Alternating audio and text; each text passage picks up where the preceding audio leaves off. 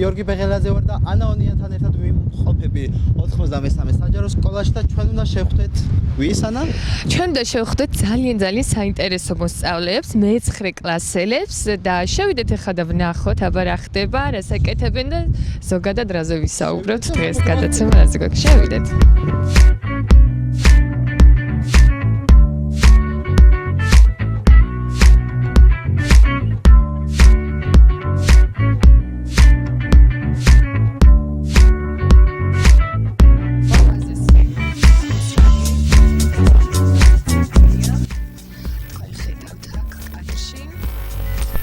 რომელიც გააკეთეს 93 საჯარო სკოლის მოსწავლეებმა თავისი ხელით.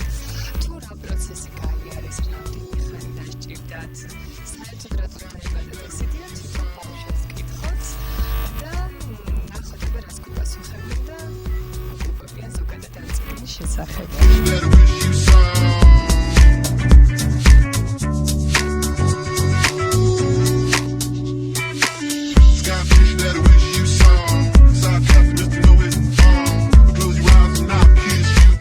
მოგესალმებით ბავშვებო, ძალიან მიხარია რომ ამდენი ხართ, ესეთი კარგები, ესეთი ნიჭიერები, რაც თავარია და ესეთი კარგი აზრი დაგებადეთ, რომ გაგეკეთებინათ ესეთი ლამაზი წიგნი, რაც ჩვენ აქ ხედავთ ყველანი. დაბა მომიყევით თავიდან როგორ მოხდა და რატომ გაგიჩნდათ ეს აზრი საერთოდ. მოგესალმებით, მე ვარ ანა მოკბანიანი. სასწავლო პროგრამით ჩვენ ვსწავლობდით სახარებისეულ ხელნაწერებს. ამ ხელნაწერების შესწავლისას გაგვიჩნდა კითხვები, როგორ იქნებოდა ისინი და რამდენ დროს მოითხოვდა. ამიტომ გადავწყვიტეთ, რომ ჩვენ თავად შეგვექმნა ხელნაწერი წიგნი და გაგვევლო ის გზა, რასაც საუკუნეების წინ გადიოდნენ გადამწერნი. როდესაც დავდექით არჩევანის წინაშე, თუ რომელი ცნობილი ნაწარმოები გადაგვეწერა, ჰაგიოგრაფიული თუ ვეფხისტყაოსანი, ჩვენ ავირჩიეთ ვეფხისტყაოსანი, რადგან მასზე ვყოფლობდით გარკვეულ ინფორმაციას, როგორც მასწავლებლისგან, ისე დამატების წყაროებიდან, და რადგან მე-10 კლასში უკვე ვსწავლობ სრულ ვეფხისტყაოსანს, ამ კუთხით კვლავ გვექნებოდა შეხება და კარგი საძირკველი მომავლისათვის. იდეის გაჩენიდან 3 თვეში ჩვენ დავასრულეთ უკვე ეს პროცესი და ვწერდით დაახლოებით 21 ბავშვი, თუმცა დღეს გვაკლია რამდენიმე. მე ძალიან მიხარია რომ თქვენთან ერთად ვარ, ჩემო ენერგიულებო და საყვარლებო და მოდი ახლა მითხარი ამ საქმეში რა წვლილი მიგიწვის შენ. ესაუბრებით თუ როგორ მოახერხეთ ფურცლების დაძველება. ფურცლებს სიძველის ეფექტი მივეცეთ ხსნადი ყავის საშუალებით. დღეში დაახლოებით 30 ფურცლს ვაძველებდით.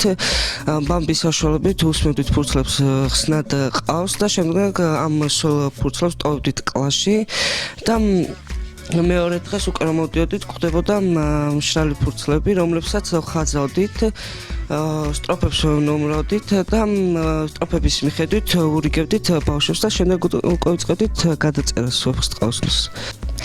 სხვათაშორის ის უნდა აღვნიშნოთ, რომ ყოველ სტროფს ვიწყებდით გლოვანი ალბანის 100, რადგან ეს შესწავლილი ქონდა მე-5 კლასშიც და ეხლაც ვეფხისტყაოსნის გადაწერისას გამოგვივიდა მისი გამეორება.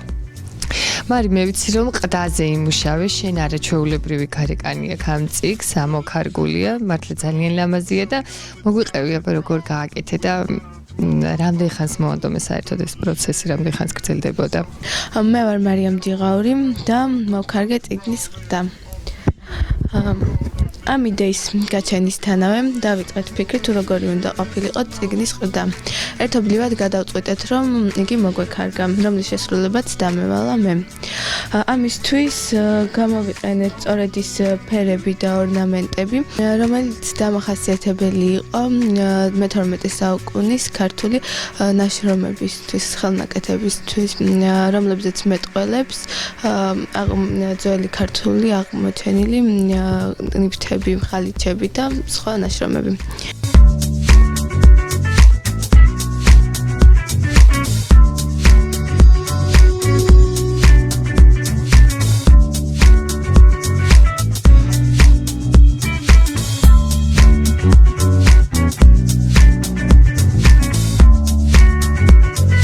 ბავშვებიდან გამოვიდა ინტერესი ხელნაწერი წიგნების შექმნისა, როგორ რა გზას გადიოდნენ ეს ადამიანები, როდესაც იწერებოდა წიგნები და რა თქმა უნდა დიდი სიამოვნებით დავთანხმდი მეც.